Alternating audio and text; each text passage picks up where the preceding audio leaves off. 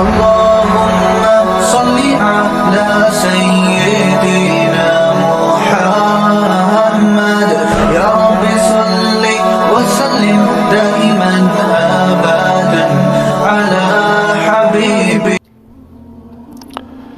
اس کے دل کا رخ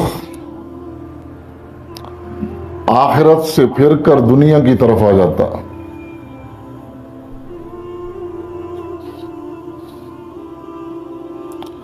اور جب دل کا رخ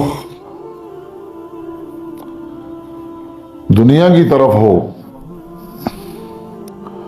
اور یہ دین کے عمل میں لگا ہوا ہو تو یہ بھی دنیا داری بن جاتی ہے.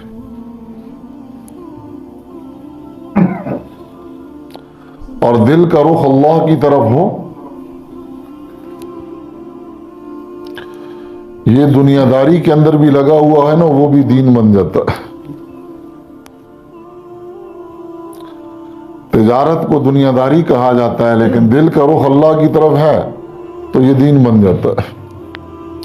نماز کو دینداری کہا جاتا ہے لیکن دل کا رخ دنیا کی طرف ہے تو نماز بھی دنیا داری بن جاتی ہے. شہادت بھی دنیا داری بن جاتی ہے. سخاوت بھی دنیا داری بن جاتی ہے. یہ ساری باتیں حدیث کے حوالے سے ہیں. ہاں پھر اس کو آخرت کا نقصان کوئی نقصان نہیں دکھلائی دیتا. دنیا کا نقصان بڑا نقصان دکھلائی دیتا. آخرت کا فائدہ کوئی فائدہ نہیں دکھلائی دیتا اور دنیا کا فائدہ بڑا فائدہ دکھلائی دیتا. اس لیے کہ انسان کا رخ جس طرف ہوتا ہے اس طرف کی چھوٹی چھوٹی چیز بھی نظر آتی ہے اور جس طرف رخ نہیں ہوتا اس جانب کی بڑی چیز بھی نظر نہیں آتی.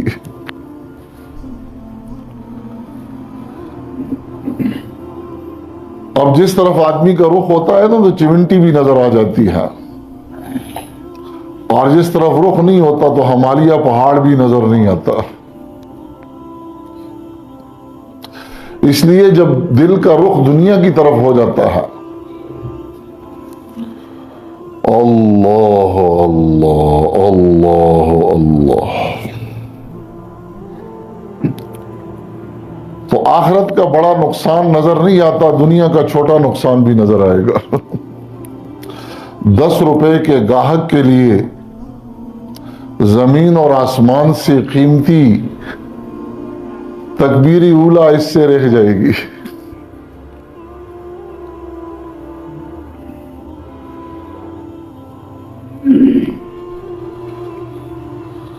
اللہ اللہ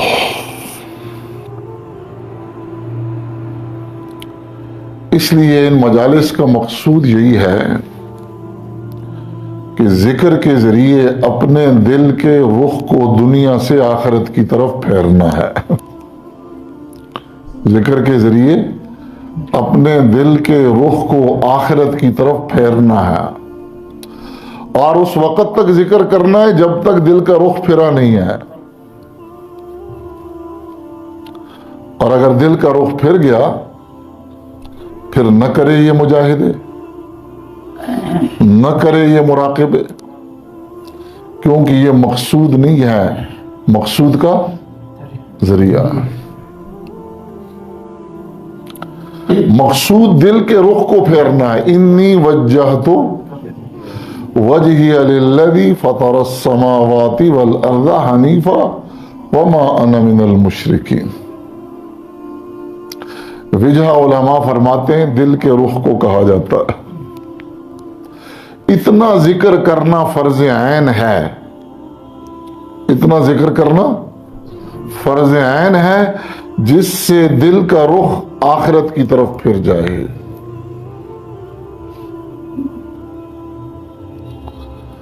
اتنا ذکر کرنا فرض عین ہے جس سے دل کا رخ آخرت کی طرف پھر جائے.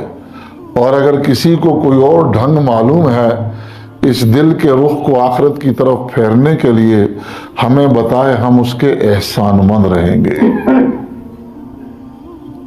لیکن قرآن اور حدیث کے اندر دل جو جو احکام یا اشارے ملتے ہیں وہ ذکر ہی کے ملتے ہیں. اتنا ذکر کرو کہ لوگ تمہیں مجنو کہنا شروع کر دیں. اتنا ذکر کرو کہ لوگ تمہیں مجنو کہنا شروع کر دیں. اور مجنو کب کہیں گے؟ اب آئیے ادھر آ جاؤ. یہ نہیں کہا اس دن آپ کو کیا کہا؟ کیا پاگل ہے دکان چھوڑ کر ذکر کی مجلس میں جا کر بیٹھ جاتا ہے. کیونکہ عقلائے دنیا اور جہلائے آخرت جس چیز میں نفع سمجھتے ہیں یہ اس میں نقصان سمجھ رہا، اور جس چیز میں وہ نقصان سمجھتے ہیں یہ اس میں نفع سمجھ رہا. اس کو خدائی وعدوں پر یقین زیادہ ہے انسانی تجربوں سے، اور جب انسانی تجربوں سے خدائی وعدوں پر یقین زیادہ ہوگا تو دنیا اس کو کیا کہے گی؟ مجنو. ارے بلال کو مجنو نہیں کہتے تھے سارے؟ ہاں میں انگلش کر کے گیا ادھر پیروں کے پاس، سر نیچے کی ہوئے بیٹھا ہے، کالجز میں پڑھاتا نہیں ہے. کیا پاگل ہے. اور بھائی کہا کہ نہیں کہا؟ اتنا ذکر کرو کہ لوگ تمہیں کیا کہیں؟ مجنو کہیں، پاگل کہیں، دیوانہ کہیں. یہ کب کہیں گے؟ جب دل کا رخ آخرت کی طرف پھر جائے گا. 1 کروڑ کا گاہک کھڑا ہے اور یہ اسے کیا کہتا ہے کہ بھائی ابھی میں نماز کے لیے جا رہا ہوں، جی آپ کا چاہتا ہے تو لے لے، نہیں تو نماز کے بعد دے دوں گا. تو دنیا دار باپ بھی اس کو پاگل کہے گا، ماں بھی کہے گی، بھائی بھی کہے گا، پڑوسی بھی کہے گا. اور کون کہے گا؟ جو عقلائے دنیا میں ہو اور جو جہلائے آخرت میں سے. کیونکہ ایک ہوتے ہیں عقلائے آخرت اور جہلائے دنیا، اور ایک ہوتے ہیں عقلائے دنیا اور جہلائے آخرت. اللہ اللہ، یہ سند ہے اللہ کے ہاں مقبول ہونے کی. اور جب تک یہ نہیں کہا ہے اس کا مطلب یہ ہے کہ ابھی دل کا رخ پھرا بھی نہیں ہے، اور اس کو مجنو نہیں کہتے. اس کو مجنو نہیں کہتے. اللہ کے ہاں مقبول ہونے کے لیے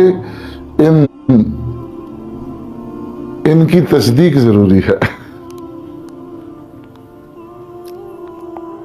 انبیاء کو ساحر اور مجنو کیوں کہا گیا؟ ارے بھائی انبیاء کو ساحر اور مجنو کیوں کہا گیا؟ ان کے کلام کی قوت تاثیر کی وجہ سے ساحر کہا گیا. ان کے کلام کی قوت تاثیر کی وجہ سے ساحر کہا گیا. اور قوت تاثیر کون سے کلام میں ہوتی ہے؟